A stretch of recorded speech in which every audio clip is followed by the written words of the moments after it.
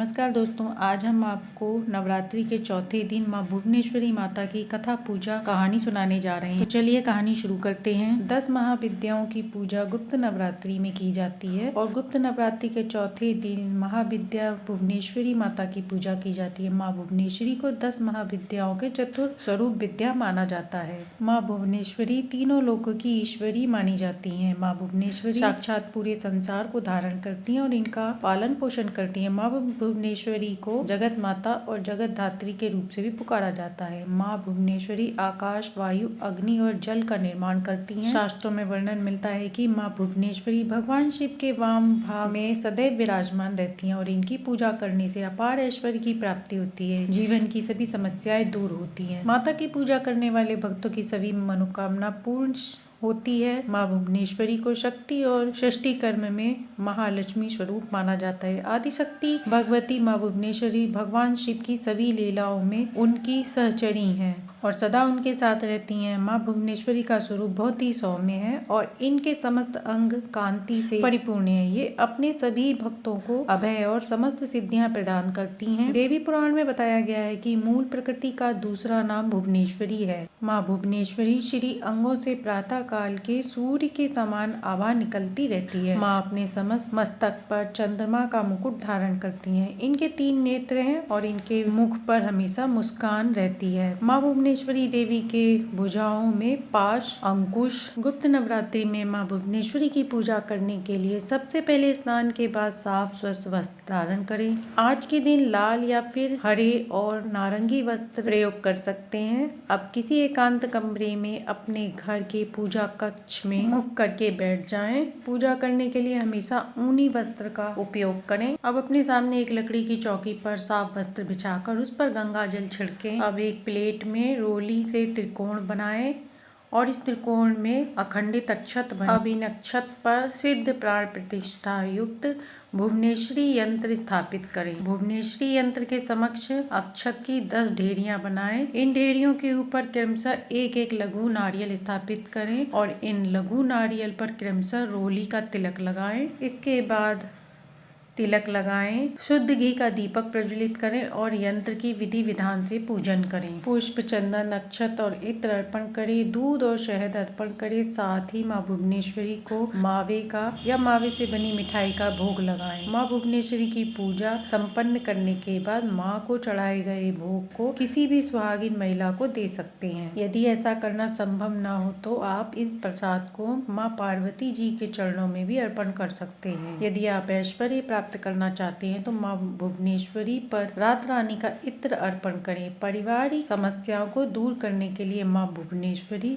पर 12 सफेद फूल अर्पण करें। अब कथा का श्रवण करते हैं। किसी देश में सुशील नाम का एक निर्धन ब्राह्मण रहता था। वह हर दिन मिलने वाली भिक्षा से ही अपने परिवार का लालन पालन करता था। हर दिन मिलने वाली भिक्षा से ही वह अपने परिवार का पेट पालता था। उसका परिवार बहुत बड़ा था, इसलिए वह प्रातः काल होते ही भिक्षा मांगने के लिए घर से निकल जाता और शाम होने पर लौट आता। फिर देवताओं, पितरों और माँ दुर्गा के साथ ही अतिथियों की पूजा करने के बाद आश्रित जनों को खिलाने के बाद ही वह खुद भोजन किया करता था। इस प्रकार भिक्षा को वो भगवान का प्रसाद समझकर ग्रहण करता था और इतना दुखी होने पर भी वह दूसरों की सहायता करता रहता था। गरीबी के कारण उसका मन दुखी रहता था, फिर भी वह सदैव धर्म कर्म में लगा रहता और अपनी इंद्रियों को उसने अपने वश में कर रखा था। इसलिए वह सदाचारी, धर्मात्मा और सत्यवादी था। उसके हृदय में कभी भी अहंकार, क्रोध या ईर्ष्या जैसे बुरे विचार उत्पन्न नहीं होते थे। एक बार उस ब्राह्मण के घर के पास एक सत्यव्रत नाम के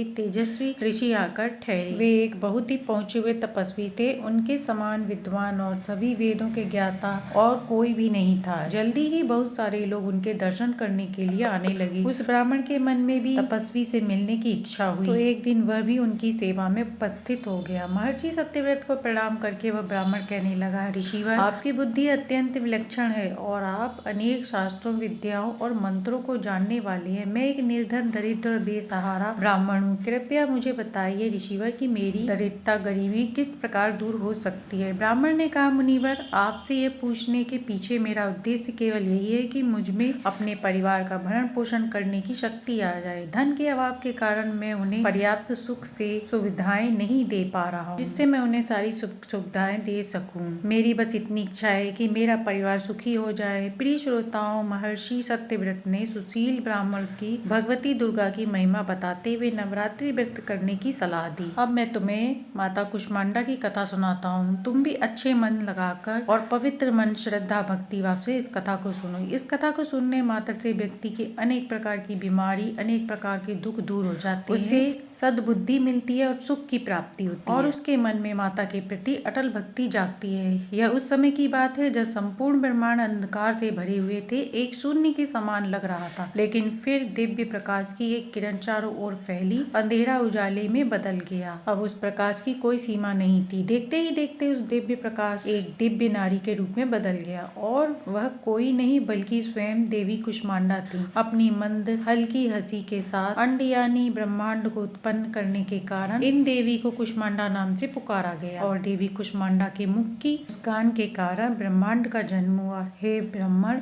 उन्होंने ही पृथ्वी, सभी ग्रहों, चंद्र, सूर्य, तारे और आकाश गंगा को अस्तित्व में लाया। संसार में जीवन बनाए रखने के लिए सूर्य देवता की आवश्यकता थी, तो कुष्मांडा माता ने ही अपने आप को सूर्य में समाहित कर दिया। सूर्य संसार में जीवन का पर्याय है, तो देवी कुष्मांडा उनकी शक्ति है। माता कुष्मांडा ही समस्त ऊर्जा का स्रोत है। संसार में जीवन बनाए रखने के लिए सूर्य देवता की आवश्यकता थी, तो कुष्मांडा माता ने अपने आप को सूर्य में समाहित कर दिया। सूर्य संसार में जीवन का पर्याय है, तो देवी कुष्मांडा उनकी शक्ति। माता कुष्मांडा ही समस्त ऊर्जा का स्रोत है। जब वह सूर्य भगवान के मूल में वास करती हैं, तो देवी का अलौकिक तेज भगवान सूर्य को जीवन प्रदान करने की, उन्हें प्रकाशमान बनाए रहने की क्षमता देता है। कुष्मांडा देवी के बिना सूर्य देव शक्तिहीन है और यह देवी कुष्मांडा की ही शक्तिहीन है। कुष्मांडा ही इतनी शक्तिशाली है कि इनसे ही सारा जग रोशन है और यह देवी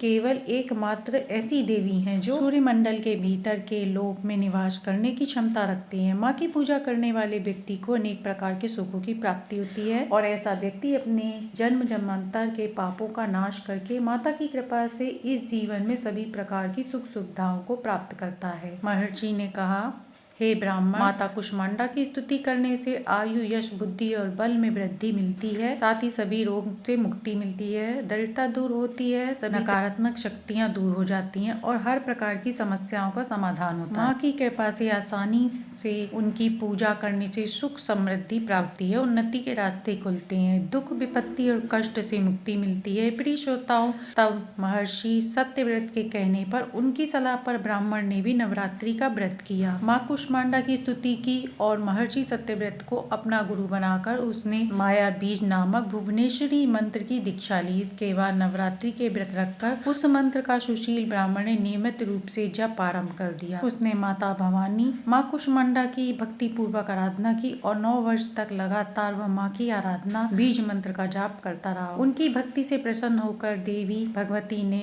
9 वर्ष की और इस प्रकार माँ कुष्मांडा की कृपा से सुशील ब्राह्मण की दरिद्रता दूर हो गई। माँ भगवती की कृपा से नवरात्रि की अष्टमी तिथि को उसको दर्शन दिए। ब्राह्मण के घर की दरिद्रता दूर हो गई। माँ भगवती की कृपा सभी पर ऐसे ही बनी रहती है। जो कोई भी प्रेम से माँ की कथा कहानी सुनता है, माँ का जयकारा लगाता है, उसके घर में सुख, शांति, समृद्धि आती है। तो ये थी गुप्त नवरात्रि के चौथे दिन माँ भुवनेश्वरी माता की कहानी, जिसे सुनने से सुख सौभाग्य में वृद्धि होती है। कहानी अच्छी लगी हो तो लाइक एंड सब्सक्राइब करें।